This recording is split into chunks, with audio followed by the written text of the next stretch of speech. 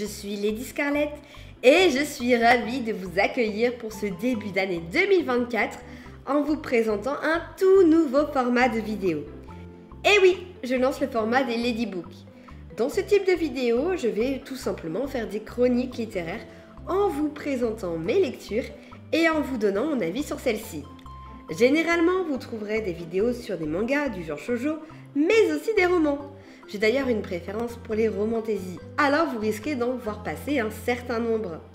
Pour ma première vidéo sur le format Ladybook, je vous propose justement une romantaisie, la saga ACOTAR, ou en français, Un palais d'épines et de roses de Sarah J. Maas.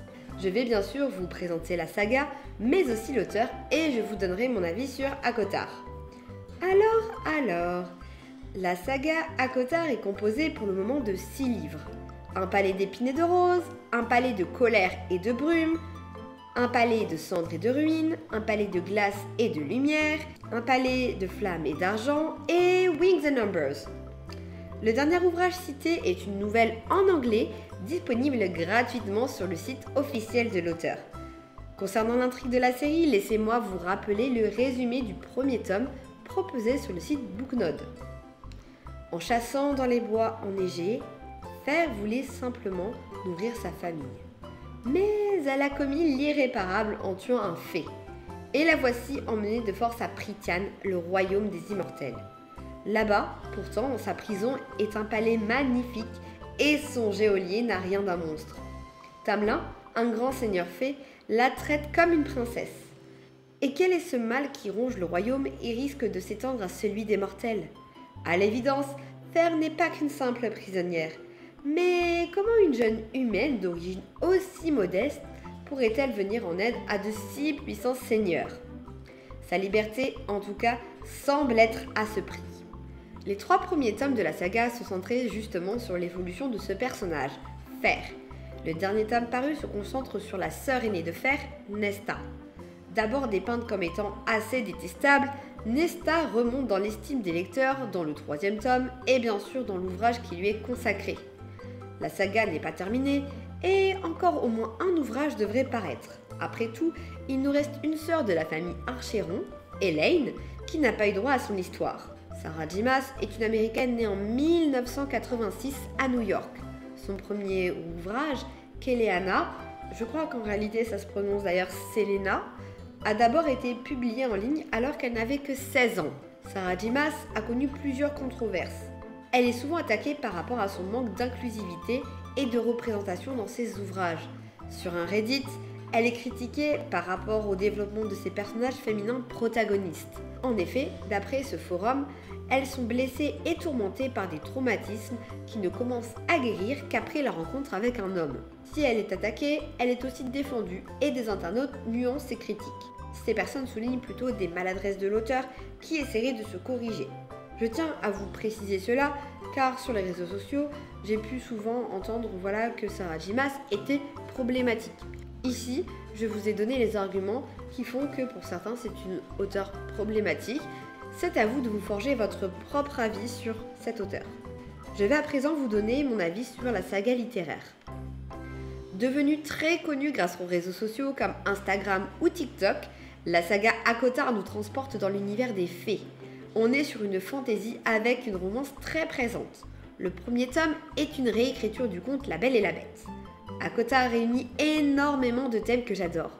Vous devez savoir que j'aime par-dessus tout les réécritures de contes de fées. J'aurais dû être emballée par la saga. On a un univers travaillé, une multitude de personnages et de belles histoires d'amour. Les intrigues m'ont intéressée, j'apprécie les personnages. Même si j'aime bien les protagonistes, je n'en suis pas totalement fan non plus. J'ai eu beaucoup de mal avec Fer, et dans le tome 4, je suis bien trop aux antipodes de Nesta pour apprécier ce personnage à sa juste valeur pendant une certaine partie de ma lecture. Selon moi, c'est essentiellement pour cela que j'ai mis énormément de temps à lire chaque tome d'ACOTAR. J'ai trouvé intéressant dans le premier tome qu'on soit induit à apprécier Tamlin et à avoir de l'aversion pour Rhysand, alors que cette tendance s'inverse totalement dans la suite de la saga. Pourtant, le comportement de Tamlin est loin d'être irréprochable dans ce premier tome. Quant à Rhysand, malgré les horreurs dites, il aide Fer et elle le dépeint comme étant l'être le plus beau qu'elle ait vu. Tout était une question de point de vue. Nous découvrons Tamerlane et Rysand du point de vue de Fer. L'amour rend aveugle, c'est le dicton. Nous en avons la démonstration avec Acotar. Lucien, personnage secondaire avec lequel Fer est proche dans le premier volume, prend toujours le parti de son ami Tamerlane.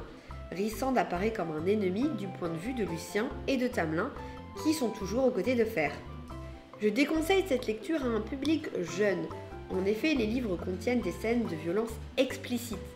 Et ce n'est pas tout, puisque certaines scènes d'amour entre les personnages sont détaillées de manière plutôt crue. Il est rassurant que de la prévention a été faite à ce sujet pour le dernier tome sorti. Un autocollant signalait la présence de contenu explicite. Cependant, dans les tomes précédents aussi, on retrouvait ces scènes et rien n'a été fait, rien n'était indiqué nulle part. Pire encore, ce sont les rayons où on trouvait le livre Acotar. Jusqu'à la sortie du tome 4, les livres de Sarah J. Maas étaient fréquemment disponibles dans les rayons de lecture destinés à un public plutôt jeune et adolescent, alors que depuis le début, on aurait dû le trouver dans le rayon destiné à des fantaisies, à un public plus adulte. Les retournements de situation sont nombreux. Les personnages, notamment ceux de la cour de la nuit, sont attachants. L'univers d'Acotar est riche et nous plonge dans une ambiance de conte de fées. Tous ces éléments me permettent d'aimer la saga Acotar. Si vous aimez les romantaisies ou les réécritures de contes de fées, les livres à Acotar devraient vous plaire et vous devriez passer un bon moment en les lisant. C'est la fin de cette première vidéo Ladybook consacrée à la saga Acotar de Sarah J. Maas. Si la vidéo vous a plu, laissez-moi un j'aime et abonnez-vous pour encore plus de vidéos en ma compagnie. Si vous souhaitez que j'aborde un thème particulier dans la saga Acotar, n'hésitez pas à m'en parler et ce sera avec joie que je le ferai. A bientôt pour une nouvelle aventure magique.